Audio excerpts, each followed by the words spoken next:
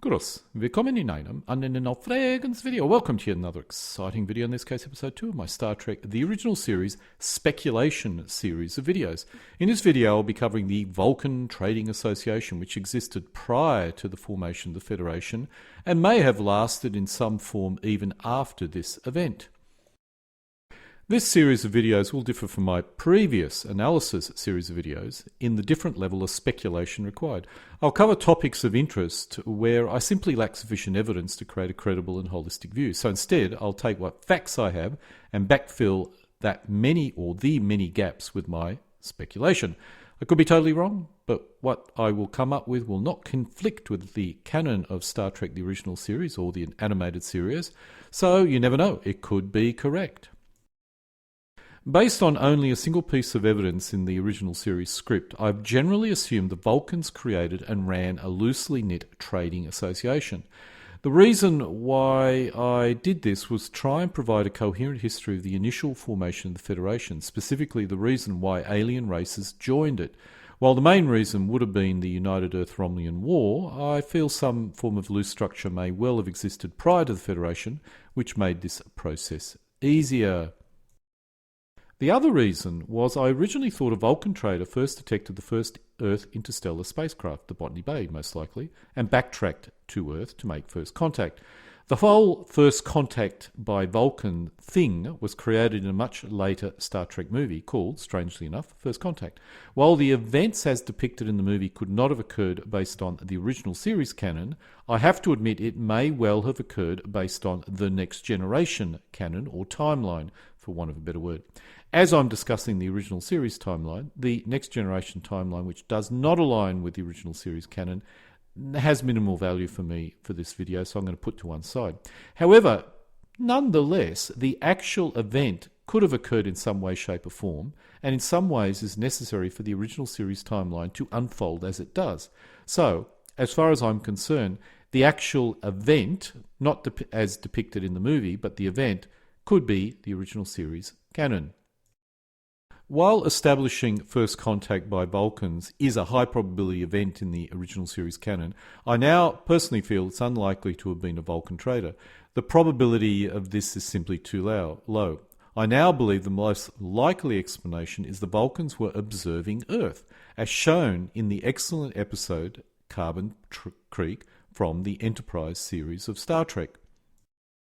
But nonetheless, the Vulcan trader idea can still be used and in many ways needs to be used in some way, shape or form. When the Vulcans contacted Earth, they needed a reason to be where they were, and being traders is a good story.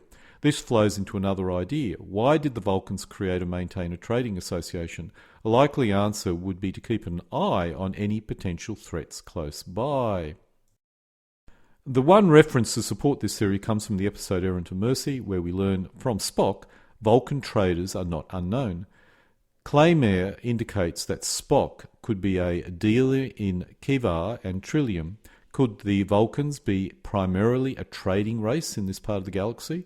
It does answer a lot of questions, such as why do they not have an empire themselves? The scripts also mention Orion traders who trade in green-skinned slave women, but apart from that, the only traders mentioned are Vulcan traders. I have to totally admit this theory may be totally wrong. Perhaps the Vulcans did not have any form of trading network, and only a few, oddballs conducting some trading. But this theory does help me make sense of the original series timeline, if such a trading network or association did exist, so I prefer it to exist. Let's first look at when the Vulcans may have started their trading with other planets. This would require the development of, obviously, interstellar drive. The earliest evidence of Vulcan interstellar travel was when a group of Vulcans left Vulcan to form the Romulan Star Empire. To arrive at a date and a possible sequence of events, we need to start with Surak of Vulcan. Surak is the father of Vulcan, obviously a pacifist, and lived during the 4th century, which I assume is Earth century. While not contained in the episode, Memory Alpha claims Surak lived in the 4th century, which I assume is Earth century. This is sometime between 300 and 399 AD, as Vulcan Vulcans could live for a long time. I can assume he was born in 300 AD and lived through the entire century. However, I suspect Vulcans did not actually live a long time during this time period. It's only later that they extended their lifespan. On the other hand, I do suspect Surak was one of the first Vulcans to be able to live for a long time. Perhaps Vulcan longevity is linked in the teaching and training which Surak initiated. Now, the question we want to answer is, when did the Romulans leave Vulcan? I'd assume it would have occurred during the period of war in order to allow all records to be lost. It's basically in the time of Surak or just before. If the Romulans had primitive space drive, which took many years to arrive at Romulus, they could have arrived in their new home in 400 AD. This gives the Romulans about 1600 years to colonize and populate their primary planet and then start expanding into space, meeting the United Earth expansion, which resulted in war. While this theory is a stretch, as most of my theories, in order to work I have to assume the lifespan of the Romulans were less than those of the modern Vulcans. Perhaps the long travel in radiation-filled space affected their lifespan, or perhaps when they left the Vulcans did not have such a long lifespan, which is my personal theory. To populate Romulus in 1600 years would take this shorter lifespan, almost an Earth-type lifespan, unless Romulan women acted as baby machines, which I seriously doubt they would. We also need to remember that the Vulcans lost all knowledge of the Romulans, which means the worst of the war would have occurred after they left, perhaps in 300 AD or slightly later. This gives them 100 years to travel to their new home, which could be done using hyper-relativistic drives, perhaps a black hole drive, perhaps antimatter, or a few new flexible variety of fusion drive. The issue with this theory is their new home was likely 600 light years away, which would require or need FTL drive of some description. At least 6 times the speed of light would be required. This journey would also take 100 years, which is a long time, but may be possible. While I have to admit I prefer the hyper-relativistic drive theory, it doesn't make any sense when we look at all the dates and the time frames. The Romulans would have needed to leave about 200 BC and spend just over 100 years travelling at 98% times the speed of light to an unknown home. Unlikely. A more plausible theory is the Vulcans had FTL drive prior to 300 AD, which allowed for a trip of no more than 20 to 25 years, which means an FTL speed of 30 times the speed of light is required, if not a little bit more, which is quite plausible.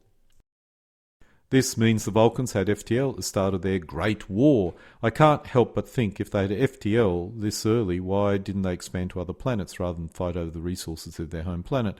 Perhaps they did go out and only found primitive races of minimal value and saw no need to colonize and no value in conquering such primitive planets. It's a major stretch and one which has some big holes in it, but it's the best I can think of. As the Vulcans lost contact with their Romulan offshoot, I suspect by the end of the Great War they had lost a lot of their technology and history and may well no longer possess FTL drive. Perhaps Sarek philosophy and training allowed the Vulcans to live longer and have a much reduced birth rate. Thus the resource population issue no longer existed, which is often the cause of war. The Vulcans could have spent a long time rebuilding their planets and recovering lost technology. When the Vulcans did rebuild their civilization, they went out to check on the other alien civilizations. As long as no alien race had interstellar capability, they likely left them alone. So the Vulcans likely had FTL capacity from about 600 AD onwards, assuming it took 200 years to rediscover their lost knowledge. Eventually, one of these alien civilizations would have developed interstellar capabilities. Most likely, this was initially sleeper ships travelling at low relativistic speeds. What would the Vulcans do in this case, or what could they and what should they do? The Vulcans would have contacted these alien races and would have wanted to keep an eye out on them to ensure they would not be a threat. I suppose the Vulcans may have initially tried to teach Sarek's teaching, but I also suspect this was not taken well and generally failed. The Vulcans had a good reason to go down the path of Sarek. Other alien civilizations likely did not. Perhaps Earth could have, but by the time the Vulcans contacted Earth, the Vulcans had changed their strategy and were no longer pushing their religion. To keep tabs on these new alien civilizations with interstellar capability, the Vulcans likely offered their services as traders. They could have initially traded Vulcan goods, but once more aliens joined the trading network, inter-alien trade would have occurred. As long as the Vulcans were no threat, offered their services at a low price, most alien races may well have accepted this state of affairs, sort of like the Chinese who traded with the Romans and used intermediate traders in order to do so. If any alien race decided to build up their military, the Vulcans would have quickly seen this and may well have responded with covert actions in order to halt this trend. If this failed, the Vulcans possessed superior technology and would have been able to stop any aggression by force. Some of the more aggressive races may well not have liked this, but that was the way it was going to be. As for United Earth, I suspect the rapid expansion of Earth and the very rapid development of FTL drive presented the Vulcans with a unique problem. By the time they realised the threat, they realised if they tried to stop Earth, they may well have ended up with a war they felt would have been too hard to win. So they may have decided to go down the good relations path with Earth. Earth may well have done an effective job brown-nosing the Vulcans as well, which I suspect would have certainly occurred. I think a lot of the Earth folk would have even liked Sarek's way of doing this as well. There are a lot of unanswered questions, but at least this is a loose theory which does hold together barely. Just as an interesting FYI, in my later speculation videos where I look at the United Earth space fleet, it seems that Earth basically didn't build many military vessels or staff ships until just before the Earth-Romulan War. So maybe the Earth or United Earth was not considered a threat by the Vulcans simply because its military fleet was too small. Back to the main course of the video. My guess is when Vulcan contacted Earth in the late 1990s, they may well have had FTL speeds of about 100 C, or 100 times the speed of light, or around about. Earth quickly developed Impulse in 2018, which gave them speeds of about 1 to 2 C, 1 to 2 times the speed of light, and then quickly moving up to 20 C, or 20 times the speed of light. When Earth developed warp drive in 2061, they would have achieved speeds of at least 400 C, or 400 times the speed of light. During the Earth-Romulan War in 2150s, the Romulans would have used impulse drive with a maximum speed of about 300 C, 300 times the speed of light. Earth likely could achieve much higher speeds using warp, perhaps 600 C, which is approximately warp 3. This was likely Earth's only advantage against the otherwise more advanced Romulans. Now we need to answer the question, is who was in this trading network? This is only a guess from this point, as is pretty much everything in this video, but a reasonable one. Argelis may well have been one of the planets the Vulcans conducted trade with. The Tellarites are another possible member of this trading network. The Andorrans are almost certainly a member of this trading alliance and may well have also had a little bit of a military fleet as well. The Rigellans, who apparently are similar to Vulcans in terms of blood, may also have been one of the trading partners. Ardana is another contender for Vulcan Trading Association membership. We also have the inhabitants of Katulan as another potential trading partner. And another trading partner would have been the inhabitants of Tiburian. The Adosians from the animated series are another possible member planet. The fan favourite Catalians are another possible member of the association. In the episode yesterday, we are shown two aliens, bird-like species who is very alien and whose name is Alec and a more humanoid species whose name is Grey. Both these inhabitants may have come from planets who were part of the trading network or association. Vidala is an odd case as this race had space travel before the Vulcans, according to the animated series. I expect they are very peaceful and would have joined in any trading network if it existed.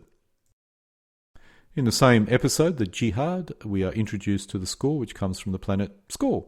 These are a bird-like race, and similar to the previous one shown, Alec once again another possible member contender. In also the same episode, we meet a hunter type of race called the Vedala.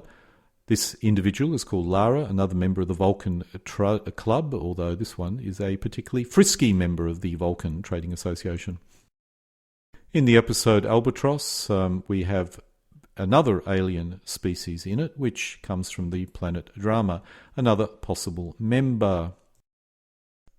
There may have been more alien races, but this likely represents the bulk of the Vulcan trading network. I estimate, based on my intelligent life density video, that Vulcan has 7 aliens within 200 light years of it, which could comprise the bulk of the trading network.